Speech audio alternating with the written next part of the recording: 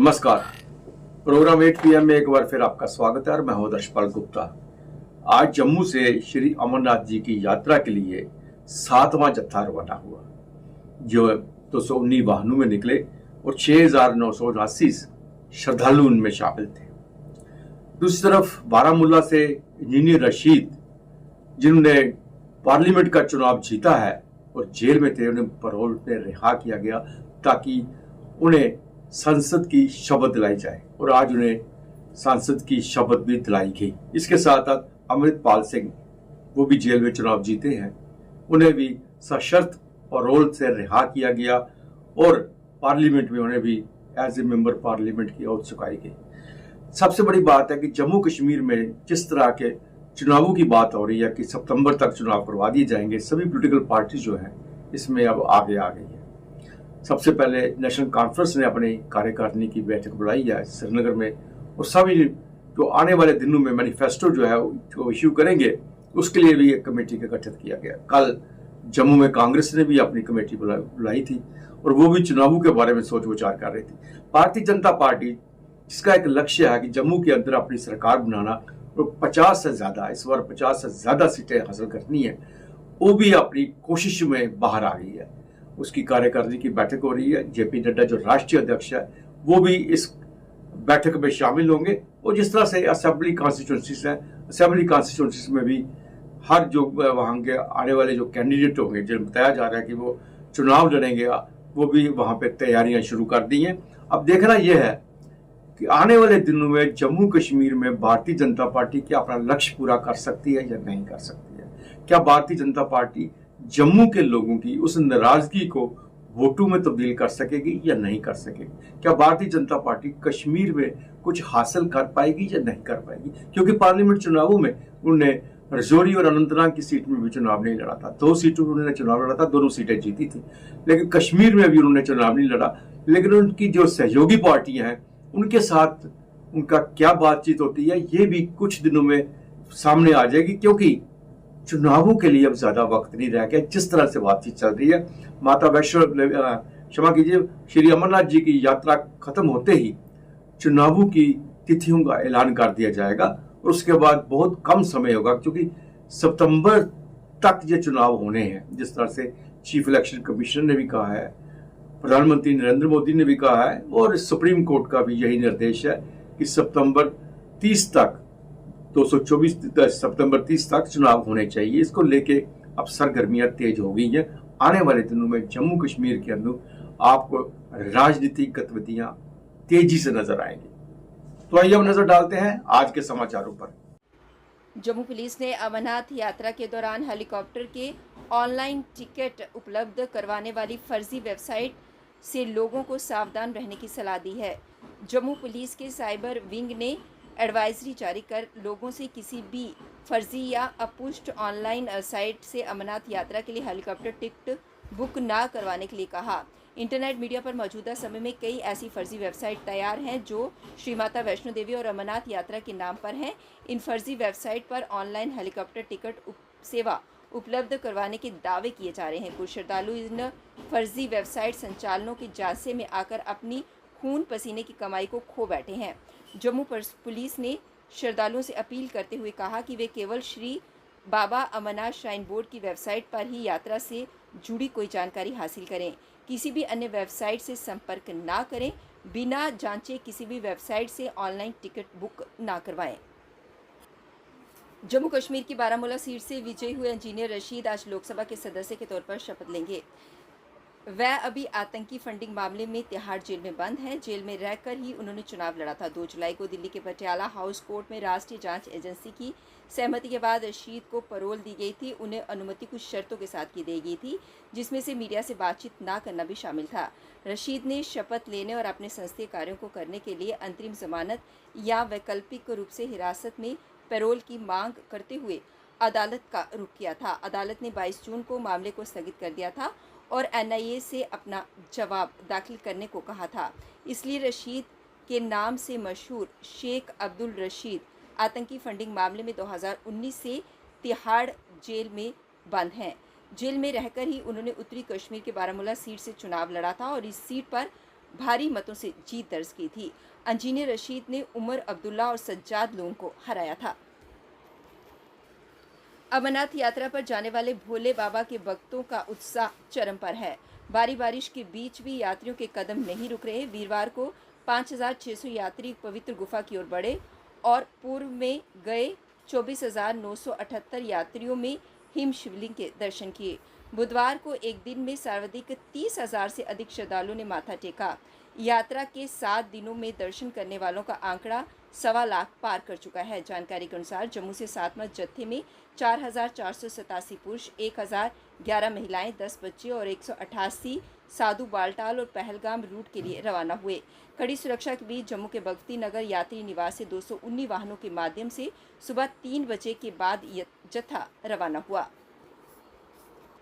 बीते 28 जून को माता वैष्णो देवी मार्ग पर भैरवघाटी मंदिर परिसर से गहरी खाई में छलांग लगाने के बाद श्रद्धालु की श्राइन बोर्ड के नारायण अस्पताल में इलाज के दौरान मौत हो गई। पुलिस ने श्रद्धालु के शव को पोस्टमार्टम के लिए कटरा के सरकारी अस्पताल लाया, जहां डॉक्टरों ने पोस्टमार्टम कर शव को उसके स्वजनों को सौंप दिया। गौरतलब है कि बीते 28 जून को श्रद्धालु मनोज, उम्र 52 वर्ष, पुत्र जशवंत, जो मध्य प्रदेश के रहने वाले थे, माता वैष्णो देवी के दर्शनों के लिए अकेले ही आए हुए थे। माता देवी के दर्शन करने के उपरांत श्रद्धालु मनोज बाबा भैरवनाथ हाजिरी लगाने को लेकर भैरवघाटी रवाना हुए थे। पुंछ जिला प्रशासन ने परामर्श जारी करते हुए लोगों से कहा है कि वे आसन और मदाना क्षेत्र में भूस्खलन के कारण सड़क को बंद रखते हुए अपनी यात्रा की योजना बनाएं। जम्मू पुंछ सड़क पर दोनों ओर से यातायात निलंबित रहेगा। मलबा हटाने में कुछ समय लगने की संभावना है और हमें ऐसा करना होगा। डीएसपी ट्रैफिक नवाज अहमद चौहान ने कहा कि 2 से 3 घंटे के अंदर यातायात बहाल कर सकेंगे। उन्होंने ये भी कहा कि मशीनरी काम पर है और हम उम्मीद कर रहे हैं कि हम आज देर रात तक या कल इसे खोलने की कोशिश करेंगे। उन्होंने लोगों से कहा कि भारी बारिश के कारण लसाना मदाना में बड़ी सीमाएं सड़क पर आ गई हैं। उन्होंने कहा कि विभाग भूस्खलन को दूर करने के लिए कड़ी मेहनत कर रहा है।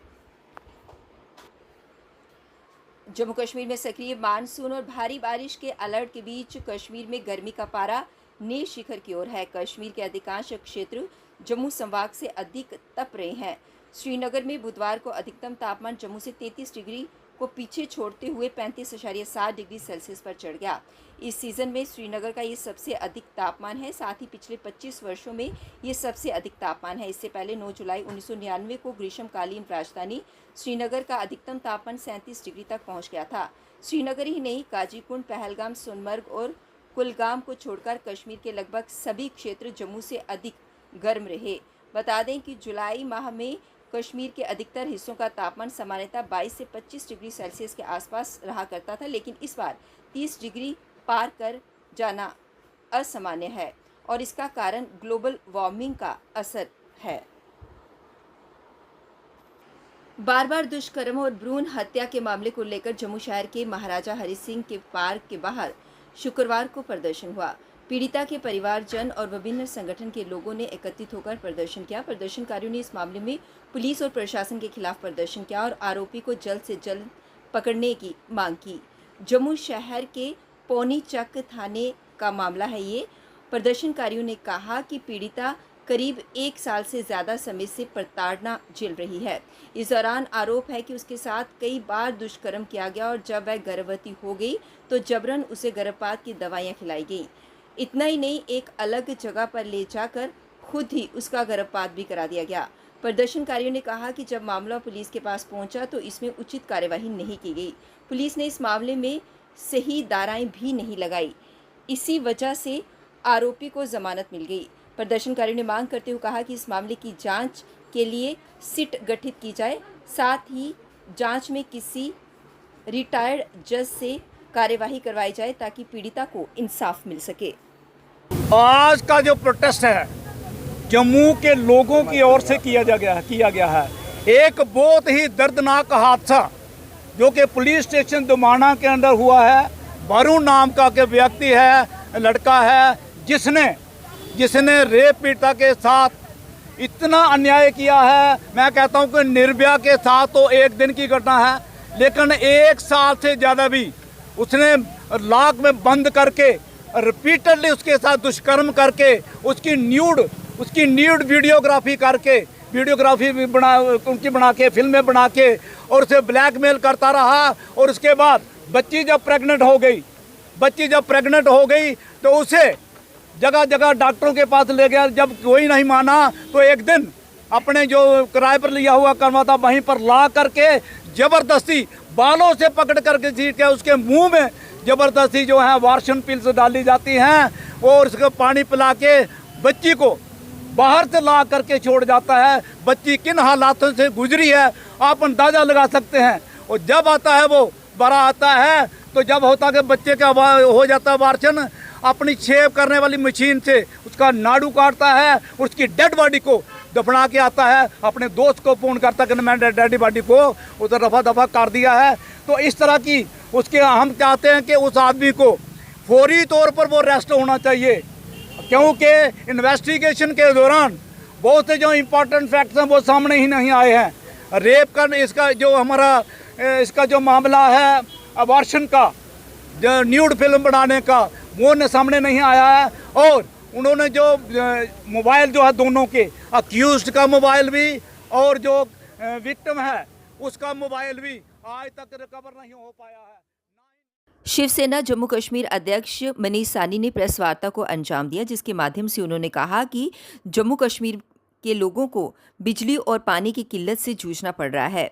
बिजली की बढ़ती कटौती और पानी की घटती सप्लाई को लेकर लोग काफ़ी परेशान हैं। उन्होंने मांग करते हुए कहा कि 300 यूनिट निःशुल्क बिजली और 30,000 लीटर निःशुल्क पानी लोगों को मुहैया करवाया जाना चाहिए। कर चुका है, उसके बावजूद जो है दुर्भाग्यपूर्ण है कि जम्मू कश्मीर की जनता को जल और बिजली के संकट से जूझना पड़ रहा है।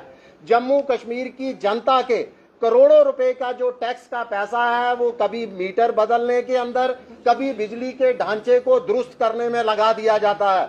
उसके बावजूद जो है बिजली कटौती जारी है, पानी की कटौती जारी है। देखिए 77 साल 77 ईयर्स हमारी आज़ादी को हो चुके हैं, मगर उसके बावजूद हमें ना तो आज तक बिजली कटौती से आज़ादी मिली है, ना ही पानी की कटौती से आज़ादी मिल पाई है।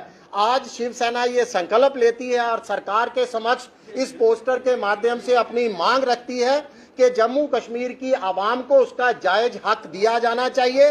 वो जायज हक हमारे अनुसार 300 यूनिट निःशुल्क बिजली है और 30,000 लीटर निःशुल्क पानी है। इस पोस्टर के माध्यम से हम जनता के बीच जाकर जन जन तक पहुंचकर ये पोस्टर बांटे जाएंगे।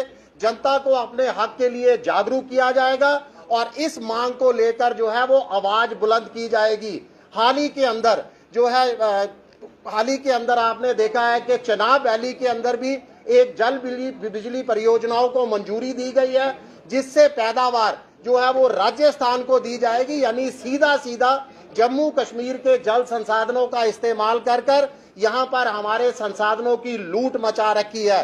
हमारी मांग है कि जम्मू कश्मीर के अंदर जितनी भी जल बिजली परियोजनाएं लगी हैं उसकी पैदावार पर पहला हक जम्मू कश्मीर की जनता का बनता है और सरकार को वो हक जो है जम्मू कश्मीर की जनता को देना होगा। J&K retired police NGO and ORS forum द्वारा आज एक बार फिर अपनी मांगों को लेकर प्रदर्शन किया गया। उन्होंने कहा कि वो हर बार अपनी मांग को लेकर प्रदर्शन करते हैं, लेकिन उनकी जो मांगें हैं वो हर बार अनसुनी की जाती हैं। हाँ, इतना ज़रूर है कि उन्हें आश्वासन दिया जाता है, लेकिन वो आश्वासन सिर्फ आश्वासन बनकर रह जाता है। और कई समय से वो हर महीने की 5 तारीख को अपना प्रदर्शन करते हैं, अपनी मांग रखते हैं, लेकिन जो उनकी मांग है वो धरी की धरी रह जाती है। रिटायर पुलिस वेलफेयर फोरम का चेयरमैन बोल रहा हूँ। सर, हमारा जो ये पे अनामली का मसला है बहुत पुराना मसला है और जिस भी हुकूमत के पास के सब उन्हें लारे वादे और झांसे ही दिया। अभी रिसेंटली 1.5 साल हो गया, गवर्नर एलजी मोदी से भी हम मिले थे, उन्होंने भी बोला भाई आपका केस जेन्युइन है तो मैं इसको मैं प्रायोरिटी बेस पे करूँगा। आज 1.5 साल हो गया तो हमें ये नहीं पता चला कि वो फाइल कहाँ धूल चाट रही है। तो उसके बाद ये जो हमारा मेडिकल अलाउंस है ये सिर्फ 300 रुपया दिया जाता है और ये बहुत बड़ा बदा मजाक हमारे साथ किया जाता है, जबकि सेंट्रल एम्प्लॉय को 1000 रुपया दिया जाता है। और उसके बाद ये जो रिटायरीज जो रिटायर होते हैं इनका सिस्टम बहुत बरस्ट है। जब ये 6-6 महीने आने के बाद भी इनकी पेंशन नहीं लगती। अभी मैं डीजी साहब से और गवर्नर साहब से रिक्वेस्ट करूँगा कि अगर army, BSF, other paramilitary forces का वो जब रिटायर होती है तो 1 महीना पहले उनकी पेंशन कागज़ वगैरह कंप्लीट किए जाते हैं, जबकि हमें इधर 6-6 महीने, साल लोगों को लग जाता है और उनके पेंशन नहीं सेटल होती है और वो आके कई मुश्किलों का वो सामना करना पड़ता है उनको बच्चों का, किसी ने मकान बनाना है, किसी को बच्चों की शादी करनी है, तो उनको बहुत दिक्कत और डिफ़िकल्टीज, परेशानी पेश आती हैं। तो मैं एलजी साहब से और डीजी साहब से रिक्वेस्ट करूंगा कि इस मसले पर गौर फरमाएं और एक स्पेशल डिपार्टमेंट रखें जो कि इस पेंशन के केस को किसी को दिक्कत और परेशानी ना आए। तो ये आपके माध्यम से मैं उनसे फिर रिक्वेस्ट करूंगा कि इस मसले को जो प्रायोरिटी बेस पर लिया जाए, ताकि सारी ज़िंदगी नौकरी करने के बाद आकर लोग परेशान हों। कल 8 बजे फिर आपसे भेंट होगी, तब तक इजाज़त दीजिए, नमस्कार।